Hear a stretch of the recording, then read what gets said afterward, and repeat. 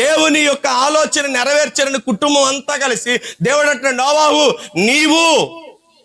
నీవు ఒక్కడ తాగిపోమాక, నీ కుమారులు ఎంత భక్తి పరులనయ్యా, నీ వంటి విశ్వాసం వారిలో చూశాను, నీ వంటి నమ్మిక వారిలో చూశాను, వారు కూడా నీతో పాలి భాగస్తులయ్యారు, పని చేశారు. ఇంత పెద్ద మహా కట్టడాన్ని వారు నీతో పాటు కలిసి పని చేశారయ్యా, నీ కుమారులు కూడా మర్చిపోమాకు.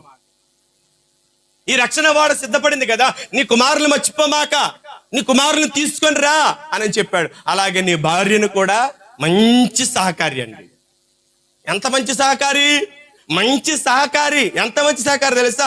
భర్త దేవుని పని అంటే, దేవుని మందిరం అంటే, దేవుని పనిలో ప్రయాసపడుతుంటే భర్తతో పాటు కూడా ప్రయాసపడినటువంటి భార్య. అందుకే దేవుడు భార్యను కూడా మర్చిపోమాకన్నాడు,